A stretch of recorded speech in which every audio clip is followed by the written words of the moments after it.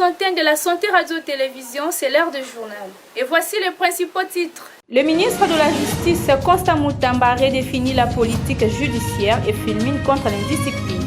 Déviance sexuelle à Kinshasa, les organisateurs interpellés. L'insalubrité dans la cité de Mbanza-Ngungu située dans la province du Congo central. Mesdames et messieurs, une fois de plus, bienvenue dans cette édition du journal. Le ministre de la Justice de la République démocratique du Congo, Constant Moutamba, lance un appel solennel aux magistrats sur le fonctionnement des cours et tribunaux. Suivez. Mais quel est ce délai de la loi là? Et lorsque vous allez pour appeler les délais de la loi, on commence à vous chasser. Ça, nous allons y veiller. Et comme le premier président de la Cour de cassation vous l'a dit, n'hésitez pas de passer directement chez lui. À notre niveau, nous avons la cellule de lutte contre la corruption. Nous ouvrons un numéro vert. Si vous avez des preuves, venez. Nous attendons des preuves. Magistrats, avocats, personnel judiciaire qui sera attrapé, main dans le sac, prison. Prison, en flagrance. Là, nous allons avec le premier président pour assister à une audience en flagrance. Donc on ne blague pas. Donc nous tenons à vous remercier. Faites confiance en votre justice. Désormais, plus rien ne se fera comme avant. Je remercie. À la Cour d'appel de Kinshasa-Matete, le ministre de la Justice Constant Moutamba redéfinit la politique judiciaire et fulmine contre les désordres et indiscipline. Commentaire de Sarah Kondé. Mercredi 26 juin, à la Cour d'appel de Kinshasa-Matete, le ministre de la Justice Constant Moutamba a reformulé la définition de la politique judiciaire, qui est de contrôler l'application de la loi et sanctionner son non-respect. Constant Moutamba publie également une condamnation contre les désordres et indiscipline. Nous allons sévir, a-t-il ajouté. Dans son discours, il appelle les justiciables, magistrats et avocats à dénoncer lorsqu'il y a dépassement de délai de prononcer un jugement. C'est les désordres et l'indiscipline. Le jour où nous allons remettre de l'ordre au niveau de la justice. Nous allons remettre de la discipline au niveau de la justice. L'État va se relever en un jour. Ça ne prendra pas 3 mois. Vous verrez que les choses vont bouger. Le chef de l'État nous a fait confiance. Il nous a nommés à la justice avec une mission claire. C'est le redressement de l'appareil judiciaire. C'est la redéfinition de la politique judiciaire du gouvernement. Pour qu'enfin, il n'y ait plus des justiciables qui se plaignent de la distribution de notre justice. Je voudrais donc inviter les uns et les autres à s'inscrire dans cette dynamique-là. Un magistrat qui voit un avocat venir le corrompre ou un justiciable, il faut l'arrêter. Arrêtez. Prison. Avocat, justiciable, vous voyez un magistrat, vous exigez l'argent. Dénoncez-le immédiatement. Saisissez soit le premier président de la Cour de cassation, soit le premier président de la Cour d'appel, mais aussi en nous réservant copie. On a une cellule de lutte contre la corruption, saisissez-nous. Et nous allons sévir. Le premier président nous a dit, j'aime beaucoup son dynamisme, il va punir. Il va sanctionner. Voilà la première recommandation. La deuxième recommandation, c'est de vous rassurer. Aux magistrats ici présents, Le premier président vous a déjà dit, 9 heures, c'est 9 heures. Les audiences doivent commencer à l'heure. Les délais de prononcer doivent être respectés. Délai de la loi, il faut respecter ces délais de la loi-là. Ceci vous permet d'éviter des manigances, d'être tenté. Nous n'allons plus accepter des délibérés qui prennent 1 année, 2 ans. Nous n'allons plus accepter. Vous, justiciables, avocats, dénoncez. Lorsque vous voyez qu'on a dépassé largement le délai de prononcer, faites quoi? Dénoncez. Est-ce que le premier président va refuser de sanctionner parce que vous avez dénoncé? Et n'ayez pas peur. Nous devons redresser les choses.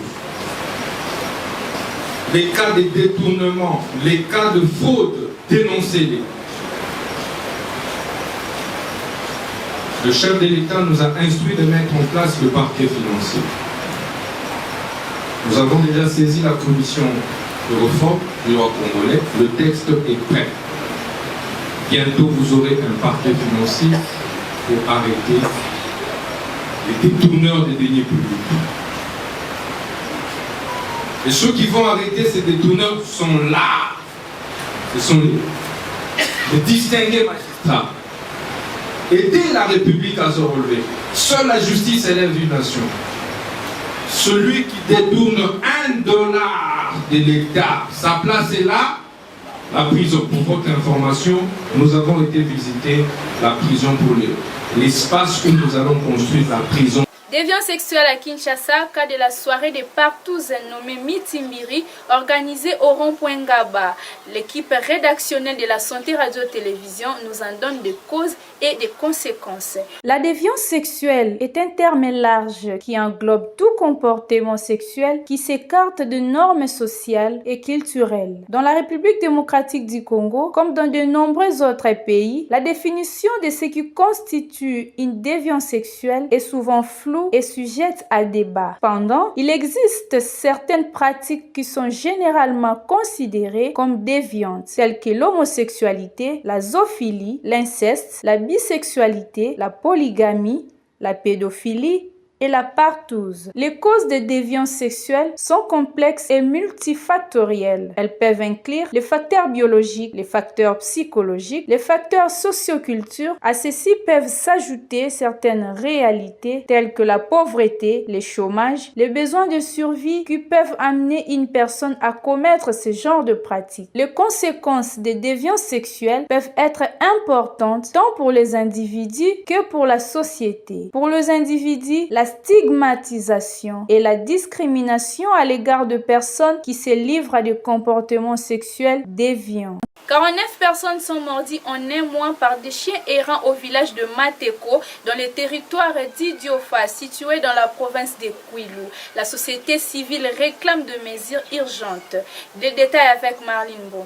Le nombre de personnes mordues par le chien à rage au village de Mateko, dans le territoire d'Idiofa, est en chose. Il est passé de 17 à 49 personnes mordues à un mois, selon le données communiquées à l'actualité cédée par la structure sanitaire prenant en charge le victime. Au total, 3 décès ont été enregistrés, donc 2 femmes et un jeune homme de 15 ans. L'équipe de santé s'achève dans les vaccinations contre la rage afin de protéger la population. Les cadres de concentration de la société civile du Kwilu qui s'est exprimé sur la question déplorait la mauvaise gestion de la situation qui refait surface dans le même territoire une année après les événements de juillet dernier a fait 3 morts parmi une vingtaine de mordus. Le premier vice-président Placide Moukwa appelle le gouvernement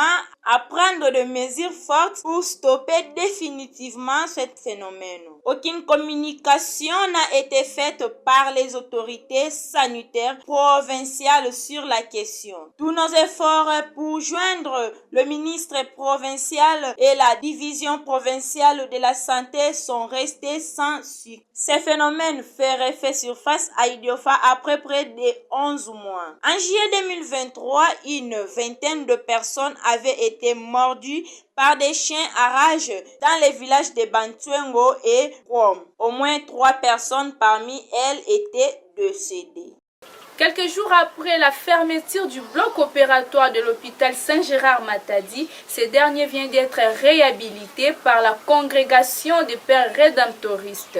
Le commentaire avec Sarah Kondi. Les blocs opératoires de l'hôpital Saint-Gérard-Matadi, situé dans la province du Congo central, qui bien de jours étaient scellés à cause de soins et matériaux jugés inappropriés par l'inspection générale de la santé, suite d'un événement malheureux survenu au cours du mois de mars dernier, vient d'être doté de l'eau aussi important qu'adéquat, afin de permettre au personnel soignant de faire leur travail comme il se doit et aussi de mettre le patient dans les bonnes conditions sanitaires. Le curé de la paroisse du Saint-Gérard s'exprime.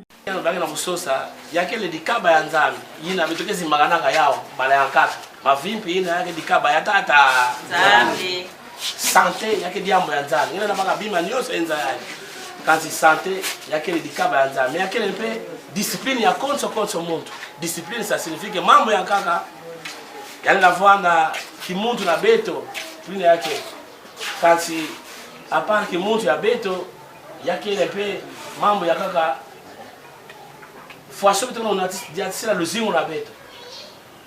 C'est vrai que ma maladie a quand même ça va pisika bekatuka tanga yokuizaka mais bien tout la team ananzame ti nzame zaba yina ke monekani monekani na boko na yale yakele na contre la salle d'opération ngena mona ke non le voulouse ke parce que mon pépé ngena ba ngaya climatiseur mine bien et puis ngema propre que awa donc moyen que tu tout bano awa non yake ya nene bima no se yake va stériliser et puis ba infirmier médecin na ba anesthésiste bake sala tiki muntu na nzira na yani bake sala kintuani avant ba sala opération donc ma solo il faut avoir na ba se concerter ba me wizana ni façon bake sala ya kana ba otatu infirmier médecin anesthésiste kele fait moi ba sala opération ikele il faut ba ça yali vana plena bakuiza bakatsa honga bakatsa mamba makanisi na tamantama en fait salle d'op na beto mutu na meko ya fana wani bien mais tu mutu na meko mali aka donc et si quoi de kubuaka c'est vrai il y a ça avec ton passé. La cité de Mbanza-Ngungu, située dans la province du Congo central, se plonge de plus en plus dans l'insalubrité. La présence des immondices dans tout le coin, même du centre-ville. Le commentaire avec Sarah Kondé. Les problèmes d'insalubrité touchent de nombreux quartiers de la cité de Mbanza-Ngungu. Dans l'avenue Mweneditu en particulier, les habitants de ces contrées vivent dans l'humidité, les moisissures et la présence de parasites. Et cela affecte directement la qualité de vie des citoyens. La présence des immondices se retrouve même au centre-ville de la cité de Mbanza-Ngungu. Les autorités locales doivent impérativement prendre des mesures fortes et urgentes pour remédier à cette situation. Des investissements massifs sont nécessaires pour rénover les espaces publics et améliorer les conditions de logement des habitants les plus vulnérables. C'est une priorité absolue pour garantir le bien-être de tous les citoyens de manière déterminée pour éradiquer ces problèmes d'insalubrité qui touchent trop de quartiers. Mesdames et messieurs, et voici les rappels des principaux titres. Le ministre de la Justice, Constant Mutamba, redéfinit la politique judiciaire et fulmine contre l'indiscipline. Déviance sexuelle à Kinshasa, les organisateurs interpellés. L'insalubrité dans la cité de Mbanza-Ngungu, située dans la province du Congo central. Et c'est tout pour aujourd'hui. Merci de l'avoir suivi et restez toujours branchés sur les antennes de la Santé Radio-Télévision et sur notre chaîne YouTube Sarah TV Congo Central. Quant à moi, je vous dis au revoir.